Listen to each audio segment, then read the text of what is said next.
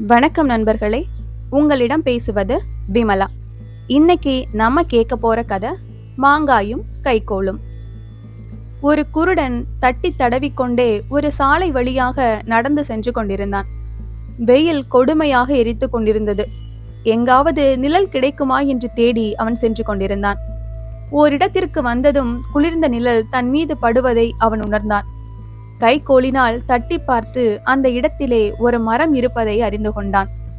அந்த மரத்தின் அடியிலே போய் உட்கார்ந்தான். சிறிது நேரம் சென்றபின் தொப்பென்று ஏதோ விழுந்த ஓசை கேட்டது. ஒளி வந்த இடத்தை நோக்கி நகர்ந்தான். குருடன் தரையை கையால் தடவி தடவி ஒரு காயை கண்டெடுத்தான். மூக்கின் அருகில் கொண்டு சென்றபோது அது ஒரு மாங்காய் என்று அறிந்து கொண்டான். அந்த மாங்காய் சிறிதும் புளிப்பில்லாமல் பச்சரிசி போல் சுவையாக இருந்தது. குருடன் அதை கடித்து தின்றான். இன்னொரு மாங்காய் தின்ன வேண்டும் போல் இருந்தது. தலைக்கு மேலே மாங்காய்கள் காய்த்து தொங்குகின்றன.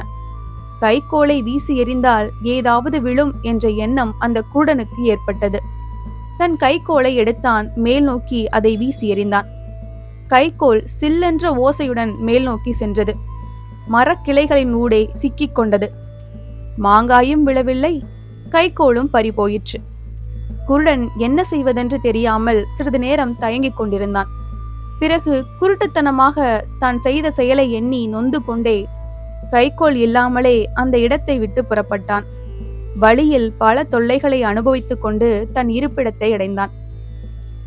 குருட்டுத்தனமான நம்பிக்கையோடு எந்த செயலையும் செய்யக்கூடாது. அவ்வாறு செய்தால் எண்ணியதும் நிறைவேறாமல் இருப்பதையும் இழக்க நேரிடும். இந்த கதை உங்களுக்கு பிடிச்சிருந்ததுன்னா லைக் பண்ணுங்க, ஷேர் பண்ணுங்க, சேனலை மறக்காம சப்ஸ்கிரைப் பண்ணுங்க. அடுத்த கதையில சந்திக்கலாம்.